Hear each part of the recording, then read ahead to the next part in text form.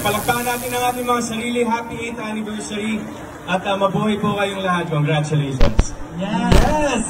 So 8 years ago, doon nagsimula ang Brilliant Skin. So nakakatawa na ganito nakalaki at ganito nakarami yung mga empleyado at mga taong involved sa Brilliant Skin. At patuloy pang lumalaki. Siyempre, ang wish ko kay Madam Glenda, more blessings. Sana mas marami ka pang ma-inspire na tao sa mga nagagawa mo sa iyong buhay. And of course, katulong natin ang Brilliant Skin dyan. So, siyempre, palakpakan natin ang ating mga sarili. Happy 8th anniversary. At mabuhay po kayong lahat. Congratulations. Yes! So 8 years ago, doon nagsimula ang Brilliant Skin. So nakakatawa. Welcome back mga kaaldab.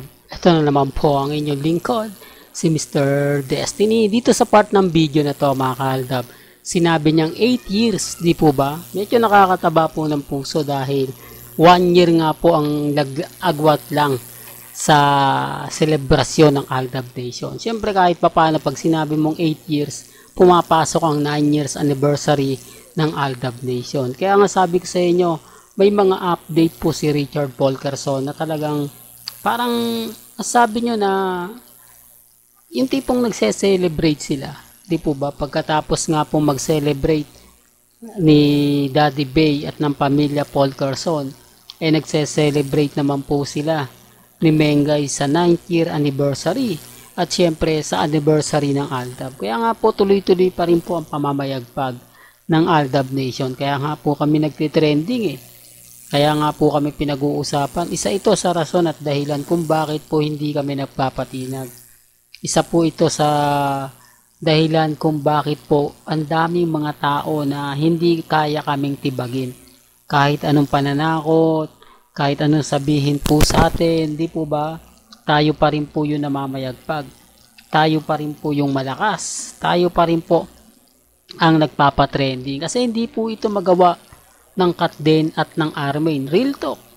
Kaya pag kami kumbaga, encounter na sinasabi kong malakas pa rin ang Aldab, kami pa rin naghahari sa Twitter, sa Instagram, sa Twitter. Sinasabi lang po nila na dami account lang po daw yun, nagbabayad daw yung mga mamis, mga titas, mga senyor ng Aldab para dumami daw po yung magla-like, mag-share, mag-update sa Aldab. Remind ko lang po sa inyo, hindi po ako binabayaran at never po tayong binayaran ng akapwa nating Aldab para lang po ituloy yung laban. May sari-sarili po tayong pananaw at opinyon.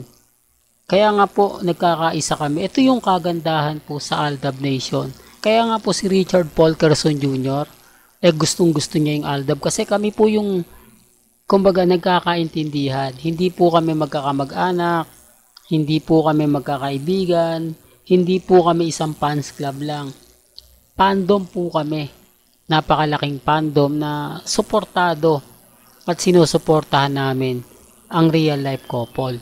Kaya nga po gusto nila mawala ang isa Ang ibig sabihin, mabaling ang atensyon para kay Mengay, para kay Alden. Pabor na pabor ito sa GMA Kapuso. Kaya ito po yung ginawa ng GMA.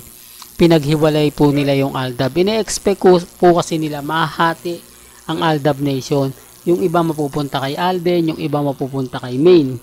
Dahil si Main naman po talaga wala ganong project sa Itbulaga. Kaya nga po hindi nila binigyan ng pagkakataon na mabigyan ng project. Although nagkaroon sila ng project ni Bossing Big Soto sa Daddy's Girls. Pero kita nyo hindi yan pinopromote. Never pong pinromote yan ng GMA Kapuso. Bagkus nilalagay nga yan sa alas 11. Di po ba na alam naman po nila na ang mga viewers po nila Mengay at ni Bossing, karamihan dyan senior na. Karamihan dyan may mga edad na.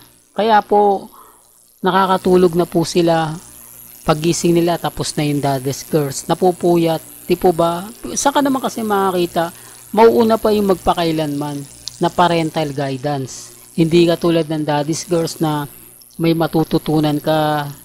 Ang ibig kong sabihin may kumbaga aral.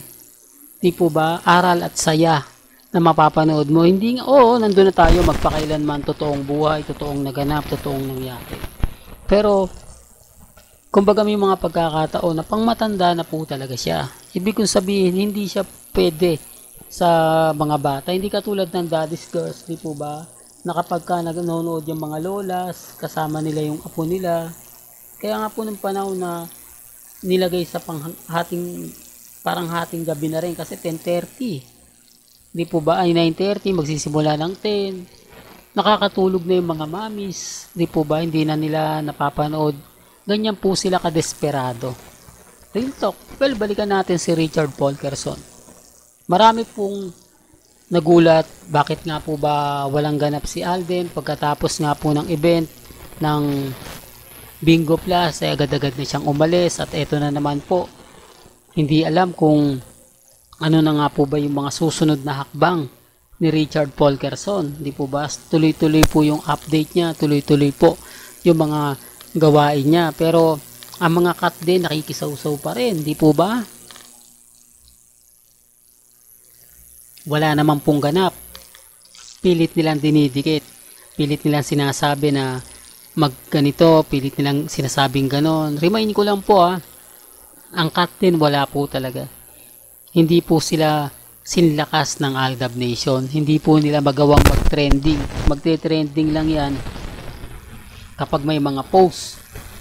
Hindi po katulad ng Aldab Nation si Mengay kahit walang project nagte-trending. Di po ba? Kahit hindi nabibigyan ng magandang, kumbaga, alam nyo na, yung oras, nagtitrending pa rin po. Kaya nga po marami naiinggit O ngayon, hindi po nagtitrending si Catherine.